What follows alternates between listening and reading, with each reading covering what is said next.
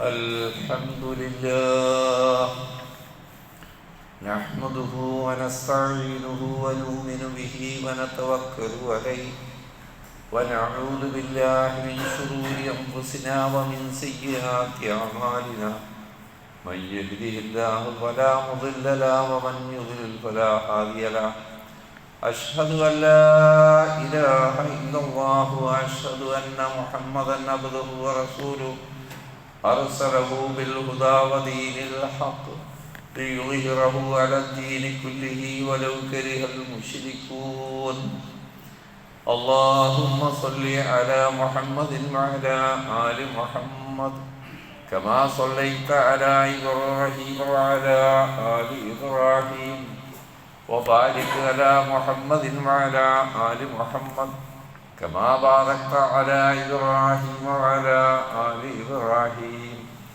إنك حميد مجيد أما بعد فإن خير الكلام كلام الله وخير الهدي هدي محمد صلى الله عليه وسلم وشر الأمور محدثاتها وكل محدثة بدعة وكل بدعة ضلالة أيها الناس أوصيكم عباد الله وإياي بتقوى الله أعوذ بالله من الشيطان الرجيم رب السماوات والأرض وما بينهما فاعبده واصطبر لعبادتي هل تعلم له سميا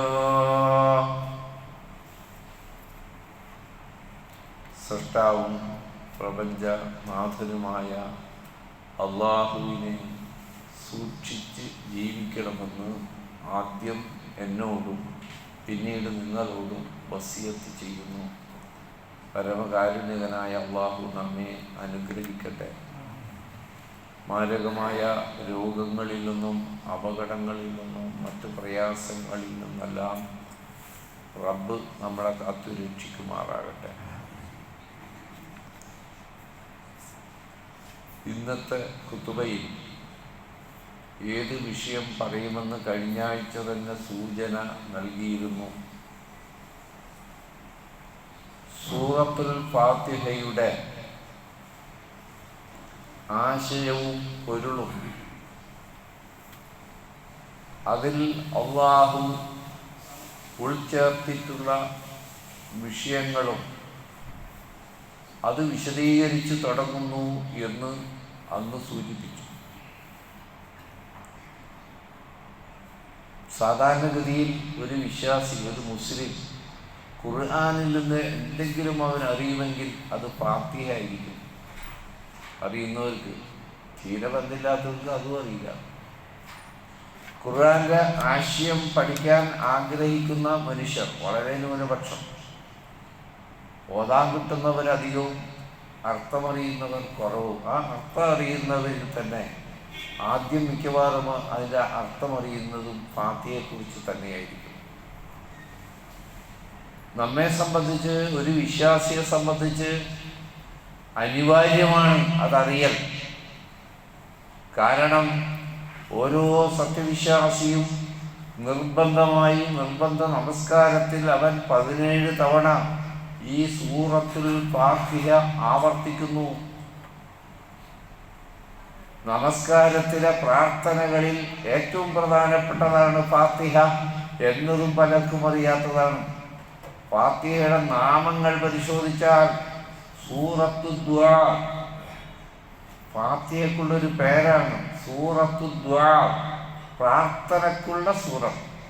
അപ്പോൾ നമസ്കാരത്തിൽ തക്ബീറത്തുൽ ഇഹ്റാം മുതൽ അസ്സലാമു അലൈക്കും വറഹ്മത്തുള്ളാഹി എന്ന് സലാം വീട്ടുന്നത് വരെ മുഴുവൻ പ്രാർത്ഥനയാണ്. ഈ പ്രാർത്ഥനകളുടെ കൂട്ടത്തിൽ ഏറ്റവും പ്രധാനപ്പെട്ട പ്രാർത്ഥന ഫാത്തിഹയാണ് എന്ന് വരുമ്പോൾ അറിഞ്ഞ് റബ്ബിനോട് പറയണമല്ലോ. പിന്നെ ഓരോ നാമങ്ങളും പരിശോധിക്കുമ്പോൾ ഉമ്മുൽ ഖുർആൻ, ഖുർആന്റെ ഉമ്മയാണ് ഫാത്തിഹ. അസാസുൽ ഖുർആൻ, ഖുർആന്റെ അടിത്തറയാണ് ഫാത്തിഹ. ചുരുക്കത്തിൽ ഫാത്തിഹ മുതൽ സൂറത്തു നാസ് വരെയുള്ള 114 സൂറകളിലെ ആശയം അല്ലാഹു ഫാത്തിഹയിൽ ഉൾക്കൊള്ളിച്ചിരിക്കുന്നു എന്നതാണ് അതിലെ ഏറ്റവും ഗൗരവമായ വിഷയം.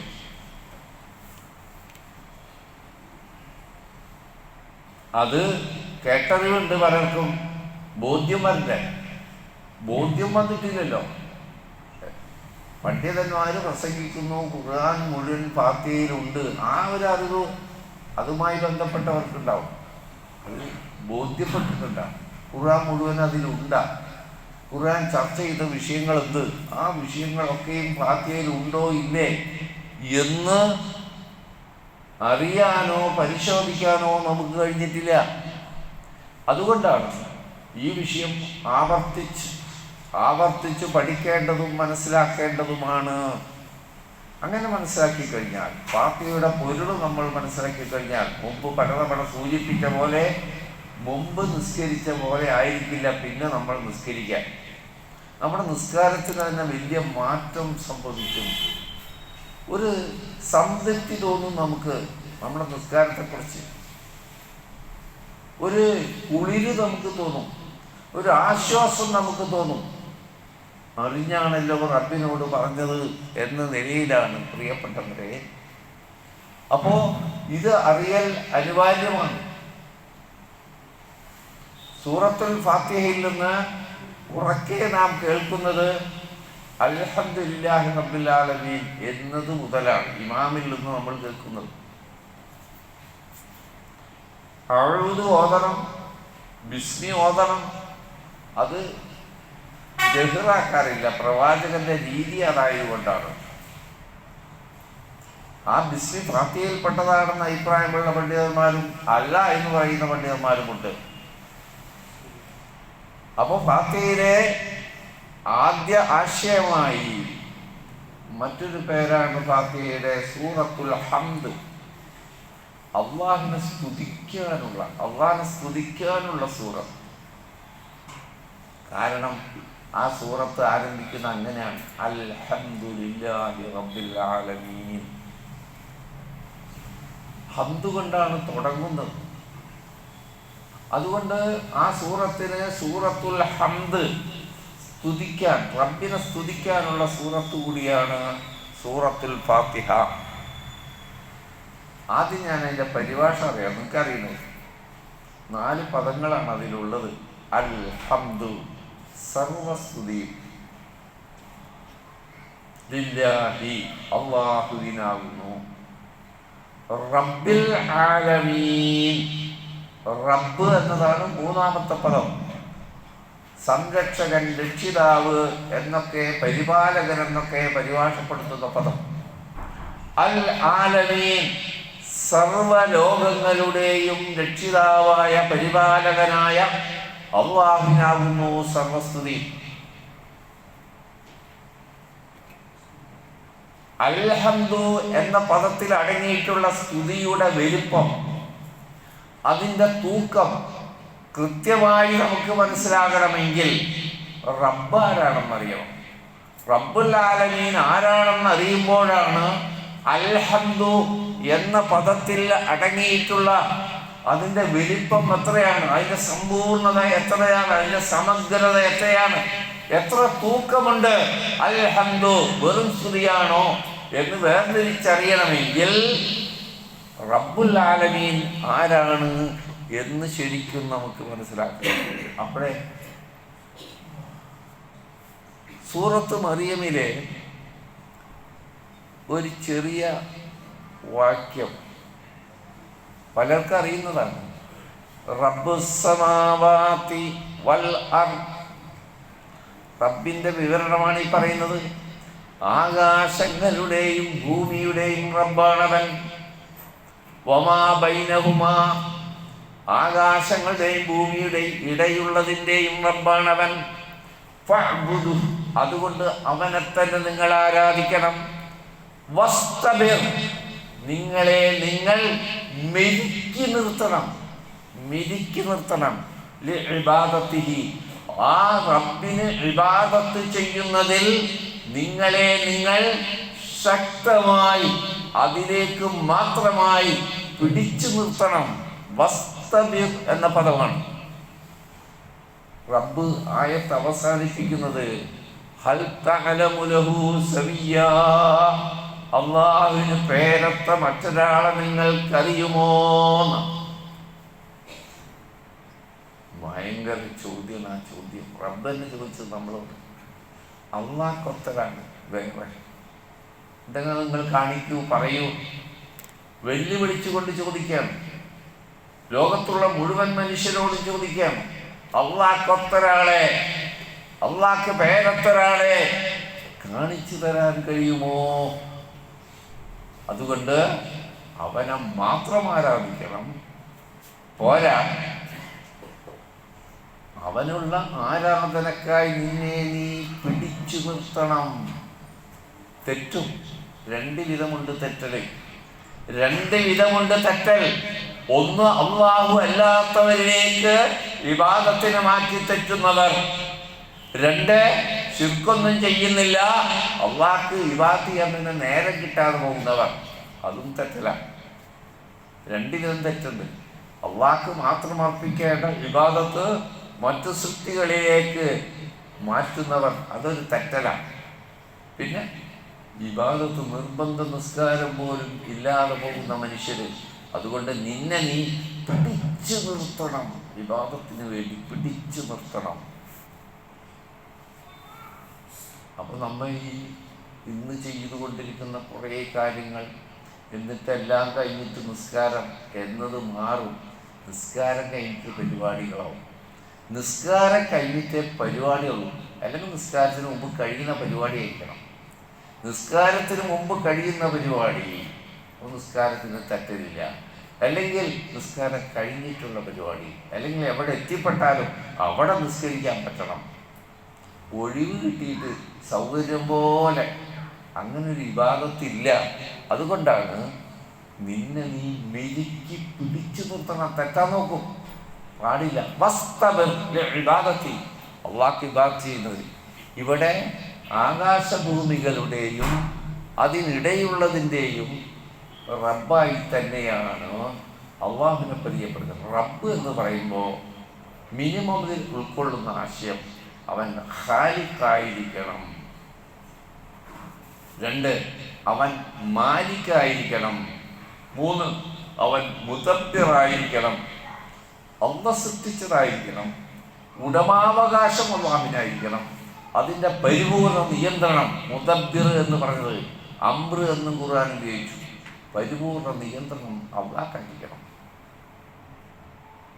അത്ഭുതകരമായ കാര്യം, ലോകത്ത് പലവിധ നിഷേധികളും മുശ്രിക്കുകളും കാഫിറുകളൊക്കെ ഉണ്ടായിട്ടുണ്ടെങ്കിലും അള്ളാഹിന്റെ റുബൂബിയ്യത്തിനെ അംഗീകരിക്കുന്നവരായിരുന്നു ഭൂരിപക്ഷം. അള്ളാഹു അല്ലാത്തവർ ആരാധിക്കുന്ന, അള്ളാഹു അല്ലാത്തവരോട് പ്രാർത്ഥിക്കുന്ന, അള്ളാഹു അല്ലാത്തവരോട് സഹായതേട്ടം നടത്തിക്കൊണ്ടിരിക്കുന്ന ആളുകൾ പോലും ഈ പ്രപഞ്ചത്തിന്റെ നാഥൻ അള്ളാഹു മാത്രമാണ് എന്ന് അംഗീകരിച്ചിരുന്നു എന്നൊരു അത്ഭുതകരമായ കാര്യം കൂടി. അതിനേക്കാൾ പഴക്കുമ്പോഴാണ് വേറെ റബ്ബ് വരുന്നത്. അതായത് അള്ളാഹു അല്ലാത്തവരോട് പ്രാർത്ഥിക്കാനുള്ള താല്പര്യത്തിൽ അതിന് പ്രമാണമായിട്ട് റബ്ബിന്റെ ഗുണങ്ങൾ കൂടി കൂട്ടിച്ചേർക്കുകയാണ്. ആദ്യം അതുണ്ടായിട്ടില്ല. അതുകൊണ്ടാണ് റസൂൽ സല്ലല്ലാഹു അലൈഹി വസല്ലമക്ക് മുമ്പ് ഈസാ നബിയുടെ വിശ്വാസമുള്ള ഭരണകർത്താവും ജനങ്ങളുമുള്ള ഒരു നാട്ടിൽ ചില ചെറുപ്പക്കാരുടെ സംഭവം പരിശുദ്ധ ഖുർആൻ സൂറത്തുൽ കഹ്ഫിൽ നമ്മൾ അവരെ അസ്ഹാബുൽ കഹ്ഫ് എന്ന് പറയുന്നു. പലതവണ വെള്ളിയാഴ്ച നമ്മൾ പാരായണം ചെയ്യും, പലതവണ അത് കുത്തുബയിലും ക്ലാസ്സിൽ നിന്നൊക്കെ കേട്ടിട്ടുണ്ട്. ആ ചെറുപ്പക്കാർ ആ നാട്ടുകാരുടെ മുമ്പിൽ എഴുന്നേറ്റ് നിന്ന് പ്രഖ്യാപിക്കുന്ന പദം വറബത്നാ അലാ ഖുലൂബിഹിം, അല്ലാഹു അവരുടെ ഹൃദയങ്ങൾക്ക് ദൃഢത നൽകി, ശക്തി നൽകി. ഇത് കാമോ, ജനസമൂഹത്തിന്റെ മുമ്പിൽ അവർ എഴുന്നേറ്റ് നിന്ന സന്ദർഭത്തിൽ ഫഖാലു, അവര് പ്രഖ്യാപിച്ചു, റബ്ബുനാ റബ്ബുസ് സമാവാതി വൽ അർദ്, ഞങ്ങളുടെ റബ്ബ് ആകാശഭൂമികളുടെ റബ്ബാരാണോ ആ അല്ലാഹു തന്നെയാണ് ഞങ്ങളുടെ റബ്ബ്. ലൻ നദ്ഉവ മിൻ ദൂനിഹി, അതുകൊണ്ട് അല്ലാഹു പറഞ്ഞു ഒരാളോടും ഞങ്ങൾ പ്രാർത്ഥിക്കില്ല. ഖുർആനാണ്. ഇബാദത്ത് ചെയ്യില്ല എന്ന പദമല്ല അവർ പ്രഖ്യാപിച്ചത്. ഖുർആൻ പഠിപ്പിക്കുന്നത് ഞങ്ങൾ പ്രാർത്ഥിക്കൂല, സഹായതട്ടം നടത്തൂല. അങ്ങനെ ചെയ്താൽ ലൻ നദ്ഉവ മിൻ ദൂനി ഇലാഹൻ, അല്ലാഹുവിനോട് ഇലാഹിനോട് ഞങ്ങൾ പ്രാർത്ഥന നടത്തില്ല. ലഖദ് ഖുൽനാ ഇദൻ ശതത, ഞങ്ങൾ അങ്ങനെ ചെയ്തു പോയാൽ അങ്ങേയറ്റത്തെ അനീതി അന്യായമായിരിക്കുമല്ലോ. അത് ഞങ്ങളെ സൃഷ്ടിച്ച് പരിപാലിക്കുന്ന റബ്ബ് അവൻ മാത്രമാണ് റബ്ബ് എന്നതിനാൽ ഇലാഹും അവൻ മാത്രമാണ്. അതാണ് റബ്ബ് അള്ളാഹു മാത്രമായതിനാൽ ഇലാഹും അള്ളാഹു മാത്രമാണ്. പ്രിയപ്പെട്ടവരെ, ഞാൻ ആദ്യത്തിൽ പറഞ്ഞത് ഖുർആൻ മുഴുവൻ ഫാത്തിഹയിൽ കൊള്ളിച്ചിട്ടുണ്ട് എന്നതാണല്ലോ. പരിശുദ്ധ ഖുർആൻ ആദ്യം മുതൽ അവസാനം വരെ പരിശോധിച്ചാൽ റബ്ബുൽ ആലമീനായ അല്ലാഹുവിനെ പരിചയപ്പെടുത്തുന്ന നൂറുകണക്കിന് വചനങ്ങളാണ്. റബ്ബിൻ്റെ കഴിവിനെ കുറിച്ച് അവൻ ഖദീറാണ്. വഹുവ അലാ കുല്ലി ഷൈഇൻ ഖദീർ അലീം. അത് ആ റബ്ബിൻ്റെ ഗുണങ്ങളാണ്. എല്ലാറ്റിനും കഴിവുണ്ടാവണം, എല്ലാം അറിയണം, ഒന്നും മറഞ്ഞു പോകരുത്. എല്ലാം അറിയുന്ന റബ്ബ്, എല്ലാറ്റിനും കഴിയുന്ന റബ്ബ്, ഒരാളെയും ആശ്രയിക്കാത്ത റബ്ബ്, എല്ലാവരും ആശ്രയിക്കേണ്ടി വരുന്ന റബ്ബ് അസ്സമദ്. അങ്ങനെ അല്ലാത്തൊരാളില്ല. ഒരാളെയും ആശ്രയിക്കേണ്ട എന്ന് പറയുന്നത്. ഒരാളും ഈ ആശ്രയിക്കേണ്ടി വരില്ല റബ്ബിന്. അസ്സമദാണ്. ആ സമതിന് പകരം തുല്യമായ മലയാള വാക്കില്ല. മനസ്സിലാവാൻ വേണ്ടി നമ്മൾ ഇങ്ങനെ പറയുന്നു, ഒരാളെയും ആശ്രയിക്കാത്ത എല്ലാവരും ആശ്രയിക്കേണ്ടി വരുന്നവൻ, അതാണ് അസ്സമദ്. അങ്ങനെ ശക്തി അല്ലാഹ് മാത്രമേയുള്ളൂ. അപ്പൊ ഈ അസ്ഹാബുൽ കഹ്ഫ് ഗുഹയിൽ പ്രവേശിച്ച് അല്ലാഹു അനുഗ്രഹം ചൊരിഞ്ഞ് റബ്ബിന്റെ കാരുണ്യം ലഭിച്ച് ശിർക്കിൽ നിന്ന് മാറി നിൽക്കാൻ വേണ്ടി റബ്ബിന്റെ അതികോപം ഏറ്റുവാങ്ങേണ്ടി വരുന്ന റബ്ബ് പൊറുക്കാത്ത മഹാപാപമായി ശിർക്ക് ചെയ്യാതെ നാടിൻ്റെയും വീടിൻ്റെയും സുഖസൗകര്യങ്ങൾ ഉപേക്ഷിക്കാൻ തീരുമാനിച്ച അല്ലാഹുവിൽ നിന്ന് ലഭിക്കുന്ന സുഖമാണ് ഏറ്റവും വലിയ സുഖം. നാട്ടിൽ നിന്നോ വീട്ടിൽ നിന്നോ ലഭിക്കുന്ന സുഖമല്ല, നാട്ടുകാരുടെ സ്നേഹത്തിൽ നിന്ന് ലഭിക്കുന്ന സുഖമല്ല. യഥാർത്ഥ സുഖം റബ്ബിൽ നിന്ന് ലഭിക്കുന്നതാണ് എന്ന് ബോധ്യപ്പെട്ട ആ ചെറുപ്പക്കാർ നാട് വിടുകയും ഒരു ഗുഹയിൽ അഭയം പ്രാപിക്കുകയും ചെയ്തു. അത് വിശദീകരിക്കുന്നില്ല ഇപ്പോൾ, നമ്മുടെ വിഷയത. അവരെ അല്ലാഹു ആദരിച്ചു. ഖിയാമത്ത് നാൾ വരെയുള്ള മുഅ്മിനീങ്ങൾക്ക് പാഠമായി, ഗുണപാഠമായി അവരുടെ ചരിത്രം അല്ലാഹു ഖുർആനിൽ രേഖപ്പെടുത്തി. അതാണ് സൂറത്തുൽ കഹ്ഫിലെ പ്രധാനപ്പെട്ട ഒരു പ്രമേയം. പറഞ്ഞു വന്നത്, ഖുർആനിൽ റബ്ബിനെ കുറിച്ച്, റബ്ബുൽ ആലമീനെ കുറിച്ച് അനേകം സൂറകളിൽ അള്ളാഹുവിൻ്റെ ശക്തി മഹാത്മ്യത്തെക്കുറിച്ച്, വലിപ്പത്തെക്കുറിച്ച് അനേകം വചനങ്ങൾ ഒരൊറ്റ വാക്യത്തിൽ അള്ളാഹ് കൊള്ളിച്ചു. അൽഹംദുലില്ലാഹി റബ്ബിൽ ആലമീൻ. നോക്കൂ നിങ്ങൾ, ഇന്ന റബ്ബക്കുമുല്ലാഹു അല്ലദീ ഖലഖസ് സമാവാതി വൽ അർള ഫീ സിത്തത്തി അയ്യാം.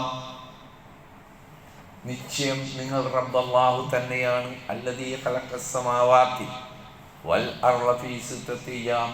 ആകാശഭൂമികളെ 6 നാളുകളിലായി സൃഷ്ടിച്ചവനാണവൻ. സുമ്മസ്തവാ അലൽ അർശ്. ആകാശഭൂമികളെ സൃഷ്ടിച്ചിട്ട് അല്ലാഹു സിംഹാസനസ്ഥനായി അർശിൽ. യുഗ്ശിൽ ലൈല നഹാറ. നിങ്ങൾ കാണുന്നില്ലേ പകലിനെ, നല്ല വെളിച്ചമുള്ള പകലല്ലേ, അതിനെ രാത്രി കൊണ്ട് മൂടിക്കളയുന്നു അല്ലാഹു. ആ റബ്ബിന്റെ ശക്തി മഹാത്മ്യത്തെ ബോധിപ്പിക്കുകയാണ്. മനുഷ്യനെ അനുഭവിക്കുന്ന കാര്യമല്ലേ പകലും അതിൻ്റെ വെളിച്ചവും രാത്രിയും അതിൻ്റെ ഇരുട്ടും. പ്രഭാതത്തിൽ മനുഷ്യനുണ്ടാവുന്ന പ്രതീക്ഷകൾ, പ്രത്യാശകൾ, വൈകുന്നേരം ഇരുട്ടി കൂടി വരുമ്പോൾ ഉണ്ടാവുന്ന ആകുലതകൾ, അങ്ങനെയുള്ള മനുഷ്യൻ ഈ കാര്യം ശ്രദ്ധിക്കുമല്ലോ. പകലിൽ നല്ല വെളിച്ചമുണ്ടായിരുന്നു. അല്ലാഹു രാത്രിയെ കൊണ്ട് അതിനെ മൂടിക്കളയുന്നു. ഹദീസ വളരെ വേഗത്തിലാണ് രാത്രി പകലിനെ തേടി വരുന്നത്. അല്ലാഹു പറയാ, രാത്രി പകലിനെ തേടി വരുന്നു വളരെ വേഗത്തിൽ. വശംസ വൽ ഖമറ വന്നുജൂമ മുസഖറാത്തിൻ ബിഅംരി. സൂര്യൻ, ചന്ദ്രൻ, നക്ഷത്രങ്ങൾ എല്ലാവരെയും റബ്ബിൻ്റെ നിയന്ത്രണത്തിലാണ്. അവൻ്റെ ആ കൽപ്പന അനുസരിച്ചു കൊണ്ടാണ് അതിൻ്റെ ചലനങ്ങളെല്ലാം. സൂര്യനാവട്ടെ, ചന്ദ്രനാവട്ടെ, നക്ഷത്രം കോടാനുകൂടി ഇന്നും കണ്ടുപിടിച്ച് കഴിഞ്ഞിട്ടില്ല. ഈ പ്രപഞ്ചത്തിലെ നക്ഷത്രക്കൂട്ടങ്ങളെ മനുഷ്യൻ കണ്ടു കഴിഞ്ഞിട്ടില്ല, എണ്ണിക്കണക്കാക്കാനും കഴിഞ്ഞിട്ടില്ല. അങ്ങനെ കോടാനുകൂടി നക്ഷത്രങ്ങൾ, സൂര്യൻ, ചന്ദ്രൻ. നമ്മുടെ സൗരയൂഥത്തിലെ സൂര്യനെ മാത്രമേ നമുക്ക് പരിചയമുള്ളൂ. അതിനപ്പുറം എത്ര എത്ര ലോകങ്ങളാണ്, സൂര്യന്മാരാണ്. ഓരോ നക്ഷത്രവും ഒരു സൂര്യനാണ്. സൗരയൂഥത്തിലെ ഭൂമിയോട് അടുത്ത് നിൽക്കുന്ന നക്ഷത്രമായതുകൊണ്ടാണ് സൂര്യൻ ഇത്ര വെളിച്ചം. അത് പകലായത്. ആ സൂര്യനെ, ആയിരക്കണക്കിന് സൂര്യനെ വിഴുങ്ങാൻ പറ്റുന്ന നക്ഷത്രങ്ങൾ വേറെയുണ്ട്. അകലം കൊണ്ട് നമ്മൾ മിന്നുന്നതായിട്ട് മാത്രം കാണുന്നു. ഈ നക്ഷത്രക്കൂട്ടങ്ങളെയും അടക്കി നിയന്ത്രിച്ച് ഭരിക്കുന്നവൻ അല്ലാഹുവാണ്. എന്നിട്ട് അല്ലാഹ് ആയത്ത് അവസാനിപ്പിക്കണം, അലാ ലഹുൽ ഖൽഖ്. ആ റബ്ബിന് തന്നെയാണ് സൃഷ്ടിപ്പ്, വൽ അംർ, നിയന്ത്രണവും ഒക്കെ അല്ലാഹ്. തബാറക്കല്ലാഹു റബ്ബുൽ ആലമീൻ, തബാറക്കല്ലാഹു റബ്ബുൽ ആലമീൻ. ലോകരക്ഷിതാവായ റബ്ബുൽ ആലമീനെ പറ്റിയല്ലേ നമ്മൾ പഠിച്ചുകൊണ്ടിരിക്കുന്നത്. ലോകരക്ഷിതാവായ അല്ലാഹു എത്ര അനുഗ്രഹപൂർണനാവുന്നു. അവൻ്റെ അനുഗ്രഹങ്ങൾ എണ്ണിക്കണക്കാക്കാൻ പറ്റുന്നില്ല. റബ്ബിൻ്റെ വലിപ്പം, അവൻ്റെ മഹത്വം, അവൻ്റെ ശക്തി വിശേഷം, അവൻ്റെ അറിവ് ഒന്നിലും ഒതുക്കാൻ കഴിയാതെ അങ്ങനെയുള്ള റബ്ബിനാണ് നമ്മൾ സ്തുതി അർപ്പിക്കുന്നത്. നമുക്കറിയാം, യൂസുഫ് അലൈഹിസ്സലാം ഒരു തെറ്റും ചെയ്യാതെ നിരപരാധിയായ ഈജിപ്തിലെ സ്വതന്ത്രകളായ സ്ത്രീകളുടെ ഗൂഢാലോചനാഫലമായി ജയിലിൽ കിടക്കേണ്ടി വന്നു. വളരെ ശ്രദ്ധിക്കട്ടെ. അപ്പോൾ ആ രാജ്യം ഭരിച്ചിരുന്ന രാജാവ്, ആ രാജാവിൻ്റെ നിയമമാണ്, വളരെ ശ്രദ്ധിച്ചാൽ നമുക്കൊരു കാര്യം പിടിയിട്ടും, ആ രാജാവിൻ്റെ നിയമമാണ് ഈജിപ്തിൽ നിലനിൽക്കുന്നത്. പ്രഭുവിൻ്റെ ഭാര്യയാണ്. ആ രാജാവിൻ്റെ അടുക്കൽ മന്ത്രിസ്ഥാനമുള്ള പ്രഭുവിൻ്റെ ഭാര്യയാണ് യൂസുഫ് അലൈഹിസ്സലാമിനെ വശീകരിക്കാൻ ശ്രമിച്ചത്.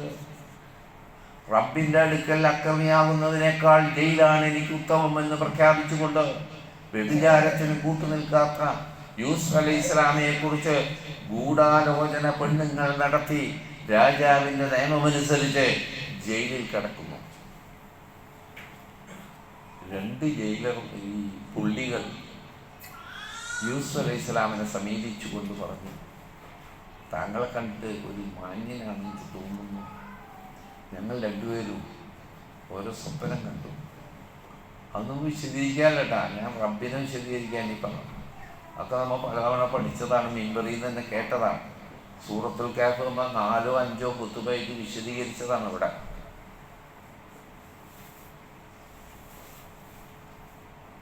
അവരോട് യൂസുഫ് അലൈഹിസ്സലാം പറഞ്ഞു, അവർ കണ്ട സ്വപ്നത്തിൻ്റെ വ്യാഖ്യാനമാണ് അവർ ചോദിച്ചത്. പറഞ്ഞു തരാം, നിങ്ങൾക്കുള്ള ഭക്ഷണം വരുന്നതിന് മുമ്പ്. ജയിലിൽ ഭക്ഷണത്തിനൊക്കെ കൃത്യ ടൈമുണ്ട്, അതിന് മുമ്പ് പറഞ്ഞു കൊടുക്കുന്നില്ലടാ. സ്വപ്നത്തിൻ്റെ വ്യാഖ്യാനം പറഞ്ഞു കൊടുക്കില്ല, അതിന് മുമ്പ് അവരോട് പറയാണ്, നിങ്ങൾ ധരിച്ച ആളല്ല ഞാൻ ഈ നാട്ടുകാരുടെ കുഫറിൽപ്പെട്ട ആളല്ല. എൻ്റെ പിതാക്കന്മാരായ ഇബ്രാഹിം നബി അലൈഹിസ്സലാം, അതുപോലെ ഇസ്ഹാഖ് നബി അലൈഹിസ്സലാം, യാക്കൂബ് നബി അലൈഹിസ്സലാം, അവർ സഞ്ചരിച്ച പാതയിൽ സഞ്ചരിക്കുന്ന ഒരാളാണ് ഞാൻ. എന്നിട്ടൊരു ചോദ്യം അവരോട്, അഅർബാബുൽ മുതഫരിഖൂന ഖൈറൻ അമില്ലാഹിൽ വാഹിദിൽ ഖഹാർ. സ്വപ്നത്തിന് വ്യാഖ്യാനം പറഞ്ഞു കൊടുത്തിട്ടില്ല. അതിനു മുമ്പ് റബ്ബിനെ പരിചയപ്പെടുത്തുകയാണ്. ആ ജയിൽ പുള്ളികൾക്ക് റബ്ബിനെ പരിചയപ്പെടുത്തുകയാണ്.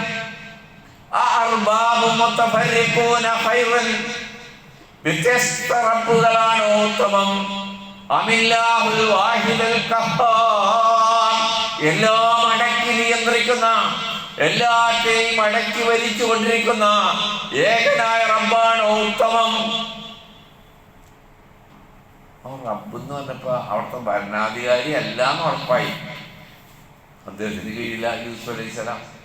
ഒന്ന് ആലോചിച്ച് നോക്കിയാൽ നിങ്ങൾ ആൾക്കാരെ എങ്ങനെയൊക്കെയാണ് ഇസ്ലാമിനെ എവിടേക്കൊക്കെയാണ് വിശദീകരിച്ചുകൊണ്ടോണം. അള്ളാഹുവിന്റെ നിയമമല്ലാത്ത നിയമം കൊണ്ട് ഭരിക്കുന്ന ആളാരാണോ അയാളാണ് റബ്ബ്. അയാളുടെ നിയമം കീഴ്പ്പെടുത്തലാണ് ഇബാദത്ത് എന്നൊക്കെ ഈ അർത്ഥത്തിന് അങ്ങോട്ട് മാറ്റി മാറ്റി കൊണ്ടുവന്ന മനുഷ്യന്മാരില്ലേ. ആ റബ്ബിന്റെ ഖുർആൻ തന്നെ അയാളെ വിളിച്ചെന്ന രണ്ട് സ്ഥലത്താണ് റബ്ബ് എന്ന് പറയുന്നത്.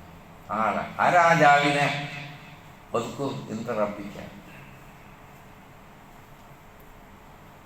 നിന്റെ റബ്ബിനോട് പറയണ്ട എന്റെ കാര്യം എന്ന് ജയിപ്പുള്ളിയോട് പറയണ്ടേ. ആരാ റബ്ബ്? രാജാവ്.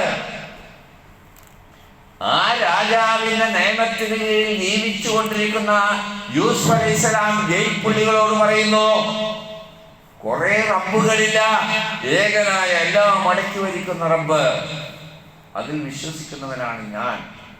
എന്നിട്ട് ശിർക്കിനെ പറ്റി വിശദീകരിക്കുകയാണ്. പ്രിയപ്പെട്ടവരെ, വളരെ കുറച്ച് ആളുകളെ അധികം റബ്ബിലേക്ക് പഴച്ചിട്ടുള്ളൂ. ശിർക്കിലേക്ക് ആദ്യം പഴച്ചു. അതിന് ന്യായം ചമക്കാൻ വേണ്ടി കുറെ റബ്ബുകളെ ഉണ്ടാക്കിയതാണ്. ഇൻഷാ അല്ലാഹ് ഇതിന്റെ വിശദീകരണത്തിൽ തന്നെ അത് വരും. ഫാത്തിഹയുടെ വിശദീകരണത്തിൽ വരും. ഈ ഖുർആനിൽ വന്ന നൂറുകണക്കിന് ആയത്തുകളുടെ ആശയത്തെ അൽഹംദുലില്ലാഹി റബ്ബിൽ ആലമീൻ എന്നതിൽ അള്ളാഹു ഉൾക്കൊള്ളിച്ചിരിക്കുന്നു. അത് കൃത്യമായി അറിയാൻ, പൊരുളറിയാൻ, അത് ഉൾക്കൊണ്ടുകൊണ്ട് നമസ്കരിക്കാൻ, അത് ഉൾക്കൊണ്ടുകൊണ്ട് ജീവിക്കാൻ റബ്ബ് നമുക്ക് തൗഫീഖ് നൽകി അനുഗ്രഹിക്കുമാറാകട്ടെ.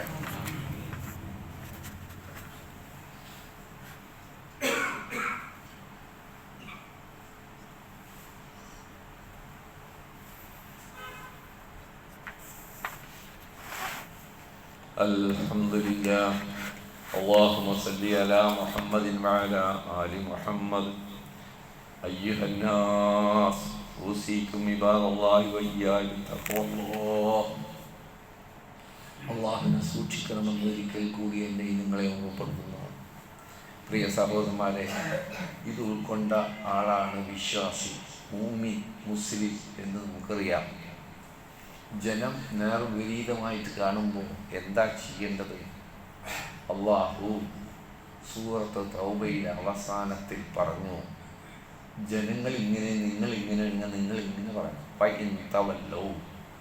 ഇത് അംഗീകരിക്കാതെ, റബ്ബിൻ്റെ ഉലൂഹിയത്തും റബ്ബിൻ്റെ റുബൂബിയത്തും അംഗീകരിക്കാതെ അള്ളാഹു എല്ലാത്തവരിലേക്ക് ജനങ്ങൾ തെറ്റിപ്പോകുന്നുവെങ്കിൽ നിങ്ങൾ പറഞ്ഞേക്കൂ, ഹസ്ബി അല്ലാഹ്, ഞങ്ങൾക്ക് അല്ലാഹ് മതി.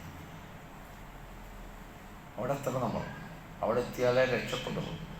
ഹസ്ബി അല്ലാഹ്, നിങ്ങൾ അവരെ വിളിച്ചോളൂ, ഇവരൊക്കെ പോയിക്കോളൂ, ആ ജാഗത്തിൽ പോയിക്കോളൂ, ഇവിടേക്ക് പോ, ആ തങ്ങളെ കാണാൻ പോ, ഈ ബീവിനെ കാണാൻ പോ. ഞങ്ങൾക്ക് ഹസ്ബി അല്ലാഹ്, അല്ലാഹ് പറഞ്ഞില്ല അങ്ങനെ പറയാൻ. നമ്മൾ ആകെ ഉണ്ടാക്കിയതല്ല, അല്ലാഹല്ലേ പറയണേ. ആയത്തല്ലേ, സൂറത്തു തൗബയിലെ 129 ആയത്ത് നിങ്ങൾ കേൾക്കുന്നത്. ലാ ഇലാഹ ഇല്ലാ ഹുവ, കാരണം അവനല്ലാതെ മറ്റൊരു ഇലാഹില്ല. അലൈഹി തവക്കൽതു വഹുവ റബ്ബുൽ അർശിൽ അസീം, ഞാൻ ആ റബ്ബിലാണ് ഭരമേൽപ്പിച്ചിട്ടുള്ളത്, അവൻ അർശിന്റെ കൂടി റബ്ബാകുന്നു. കാര്യങ്ങൾ നിശ്ചയിക്കുന്ന, കാര്യങ്ങൾ തീരുമാനിക്കുന്ന, ഭൂമിയിലേക്കുള്ള വിഷയങ്ങൾ തീരുമാനമെടുക്കുന്ന ആ റബ്ബ് അർശിന്റെ നാഥൻ കൂടിയാണ് എൻ്റെ റബ്ബ്. അതുകൊണ്ട് ആ റബ്ബിൽ ഞാൻ ഭരമേൽപ്പിച്ചിരിക്കുന്നു, എനിക്ക് റബ്ബ് മാത്രം മതി എന്ന് പറഞ്ഞേക്കൂ.